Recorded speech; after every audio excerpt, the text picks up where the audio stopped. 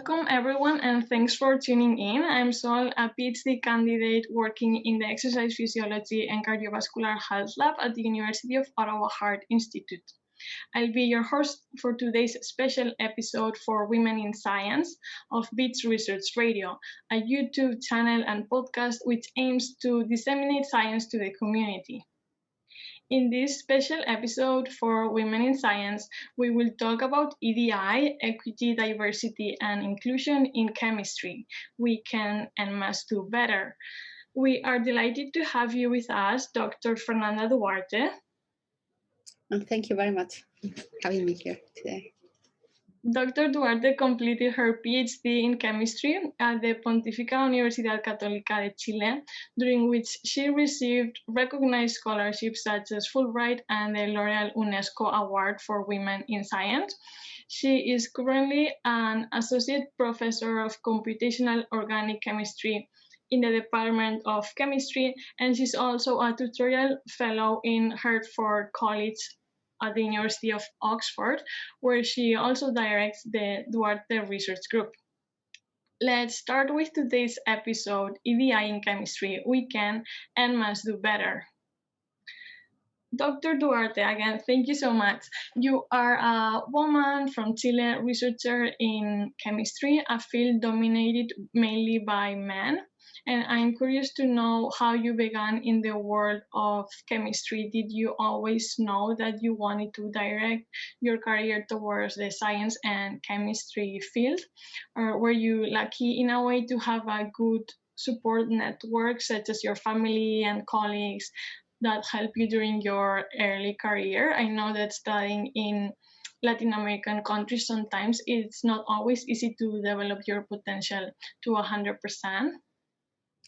Yeah, so I have to say I didn't plan to study chemistry at all when I was a kid. So I did like books. I used to love books. I still love them. I don't have much time to read as many as I would like, but I wanted to be a librarian.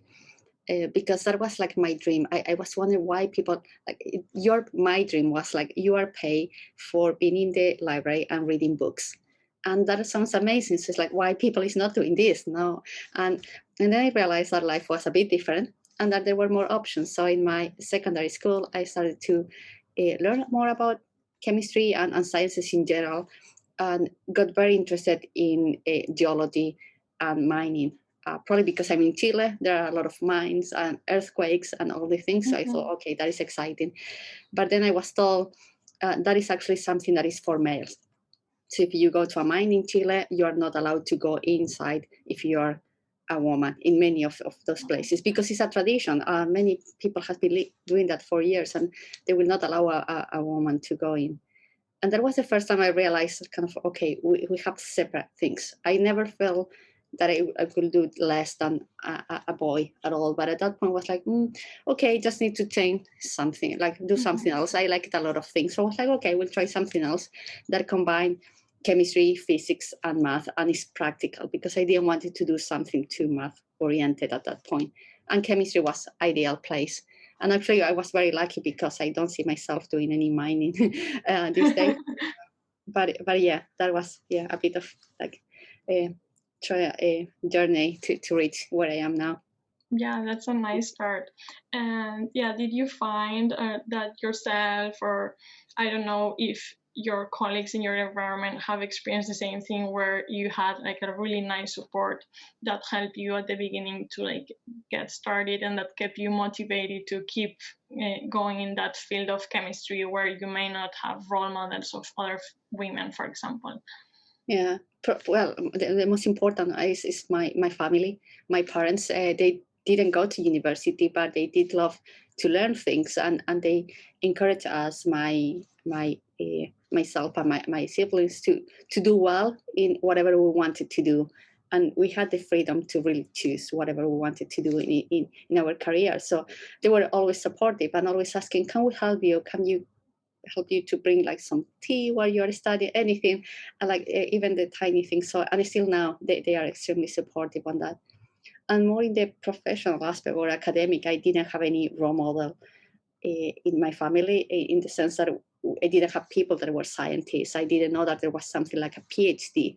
That was something very new. I started to learn when I went to university, and was my undergrad, like master student supervisor that really introduced me to the aspect of academia and teaching and research. And her name is Barbara Lev, and she was very, very important in my career, not only in teaching me chemistry, but also making me feel that I could do things that I didn't know it was possible. For example, learning English, even though my English is still very broken, she really pushed me and said, okay, you just have to try hard and you can do these things. And then after my PhD supervisor and postdoc supervisor, I have been very lucky to have amazing people supporting me along the way. Yeah, I find mentors can really help you in many ways to just keep you motivated and encouraging you to keep pursuing your dreams. And I have taken a look at your research group, the Duarte Research Group, and I've noticed that you have students and researchers from various countries and ethnicities, genders, and I know you're a great advocate for diversity and equality. In my research lab, the exercise physiology and cardiovascular health lab, we also have a lot of diversity with people from various countries, different points of view, and I love it. And what do you think are the main benefits of having a research group that is centered around the values of diversity and inclusion? I think that five things make us realize that we have to keep learning. We're always learning new things. Sometimes we can be expert in a specific area on chemistry, but we know nothing about things that are happening outside our houses, outside our own bubble. Because even we don't need to go so far. Like I have met people very diverse from the UK itself. So and that raises a point that diversity is much more than international. It's just learning about so many different aspects. So I think that first things make us realize that we are different, and that we have to learn. Like we cannot take for granted how people behave in other countries, how we refer to each other. Very small practical things that make us learn and realize that we have different cultures, and in the same sense, we can learn from each other. So I think that make us feel that we can be more open-minded in practical aspect and translate that to scientific research, hopefully. And more in the more recently, we have also been discussing in the group that we can also celebrate so many different things. So we're still looking forward. We didn't have a New Year's. We here in the UK kind of quite celebrated. We didn't have a Chinese New Year. We're very much looking forward to other celebrations that we can, because we always try to meet and celebrate each other achievement, but also these important family times that we have now just between us now, because we are far from our own families. Yeah, I do find that when you're abroad, like your friends and your colleagues, they do become a bit of your family as well. And yeah, I'm sure we're all really looking forward to going back to those celebrations.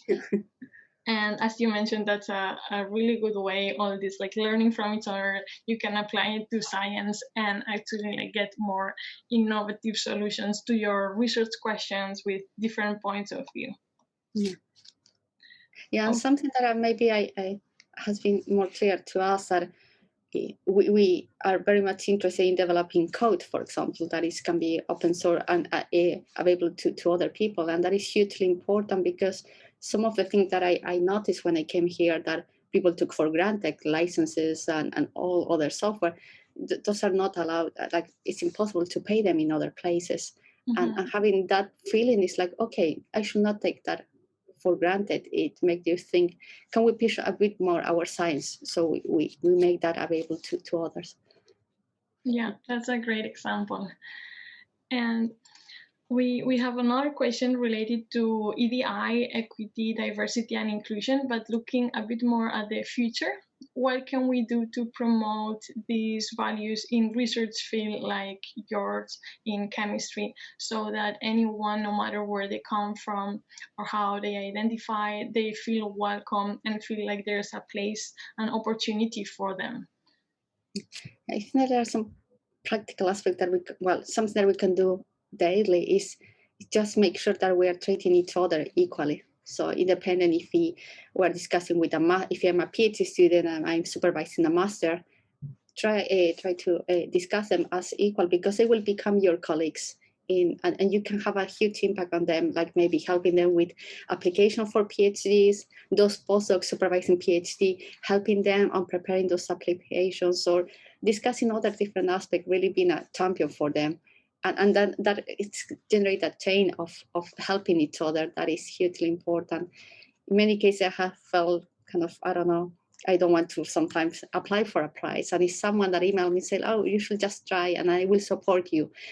And even if I don't get that email, it's so important for me to keep going, that if we keep doing that with people that is younger than us, I think that will be a way to motivate, especially those that we see that maybe is a limitation because language or because other disabilities that are not obvious to the rest of the world. Yeah, the teamwork and being respectful to others, that can, I'm sure that can help. So that's a really good tip.